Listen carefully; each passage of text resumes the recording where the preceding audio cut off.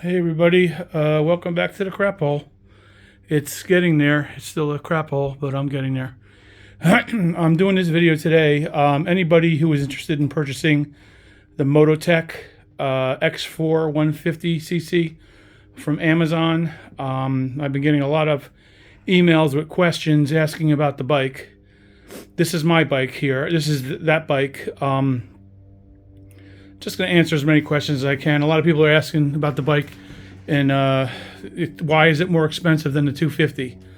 The reason it's more expensive than the 250 is because it's selling more than the 250. The 250 is a nice bike, but it's heavy, it's underpowered, it's good for a trail bike, and it's cheap. For someone that wants a trail bike, that's great, but if you're going to race it or anything, it's underpowered, it's very heavy, and it's just not going to do it. It's not going to be competitive. This bike here, I bought this because they have a play class, and this is exact replica of a KTM 105. So it's got the 16-inch rear wheel, the 19-inch front wheel. I took the kickstand off. That's why I have it on the stand right now. It's a 150cc. With some modifications, you could probably get 10 horsepower out of it. If you leave it stock, it's about 8 horsepower, 8.5, whatever it is.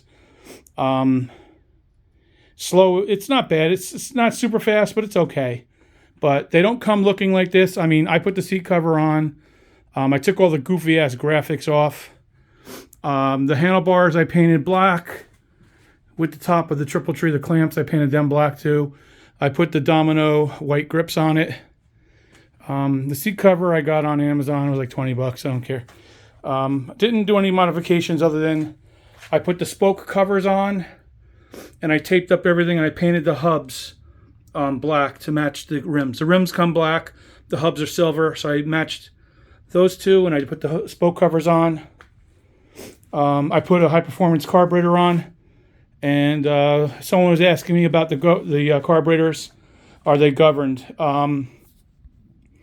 It comes with a Nibby carburetor, which is, I guess it's okay. You know, the bike ran good, but I put a PWK 30 millimeter. My Kuni would be the best. I put a knockoff my Kuni.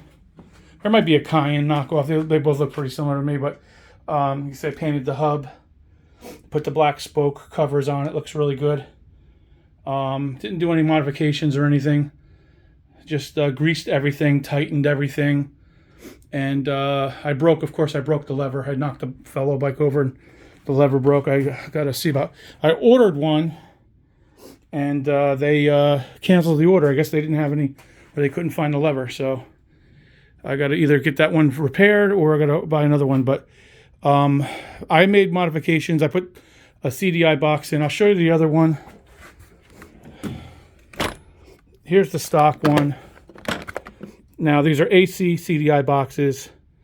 The one I ordered looks exactly identical, but it does not have the top speed limiter, and it does not have the rev limiter. So this one will rev higher than the stock one because the CDI box I put in there doesn't have that. So, and who knows what the top speed is now.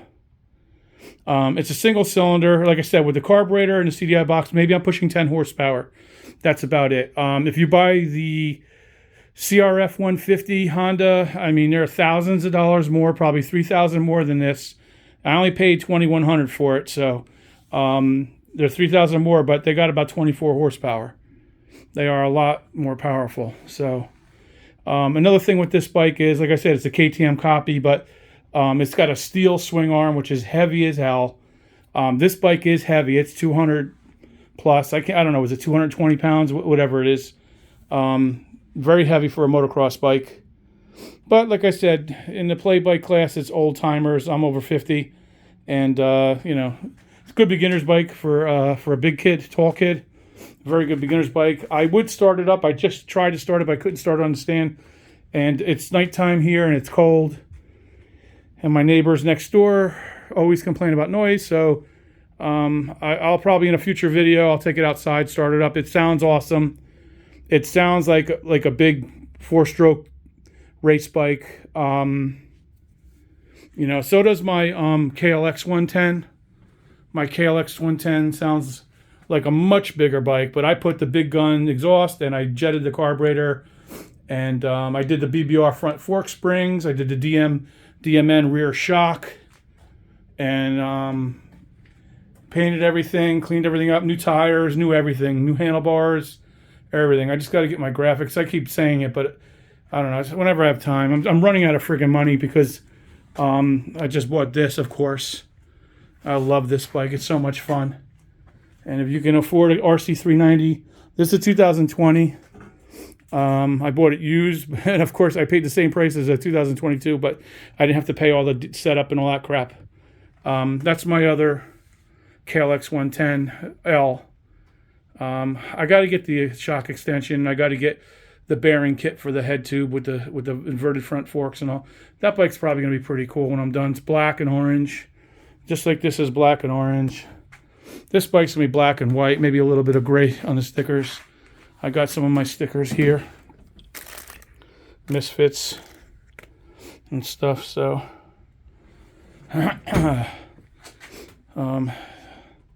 So that's that. I mean, if you're going to buy this bike off Amazon, for trail riding, it's perfect.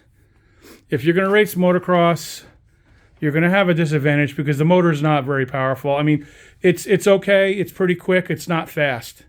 You're not going to keep with a CRF 150, or you won't even keep with a KLX 110 that's modified, maybe with a big bore kit, and it's all modified and stuff.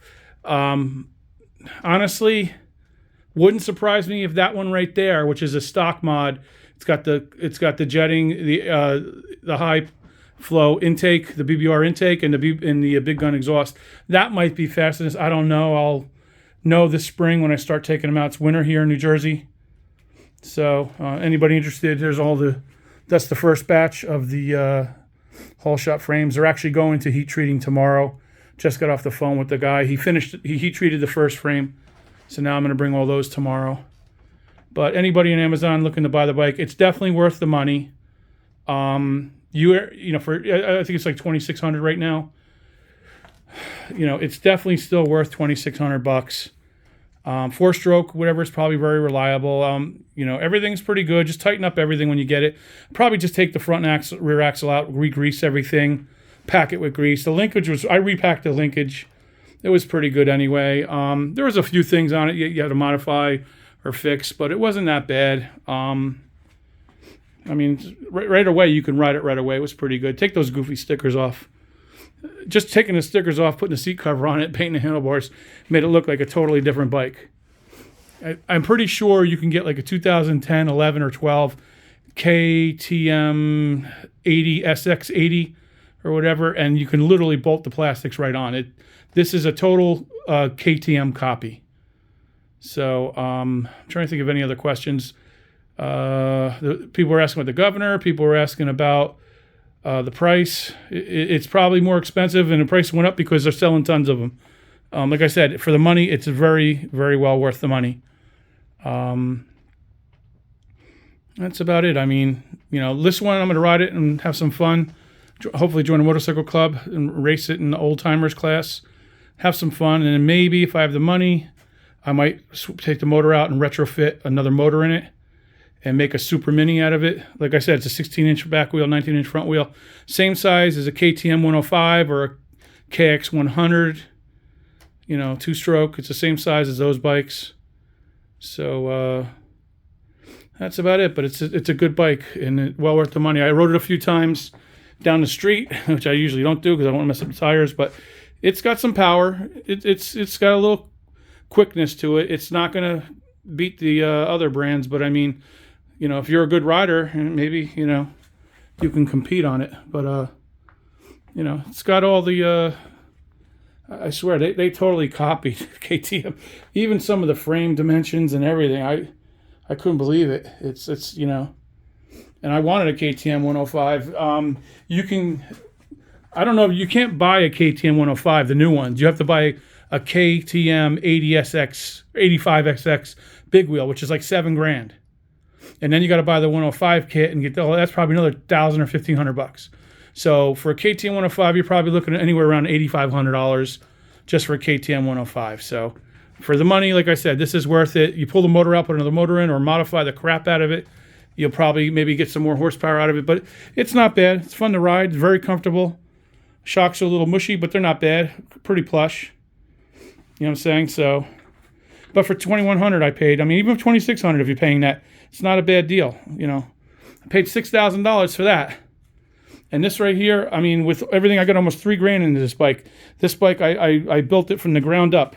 Frame off restoration from the ground up. So I hope that answers any questions. You can leave comments. If you have any other questions, leave them in the comments. I'll answer them down there if you're interested in buying the Mototec X4 150cc dirt bike. Thanks for watching.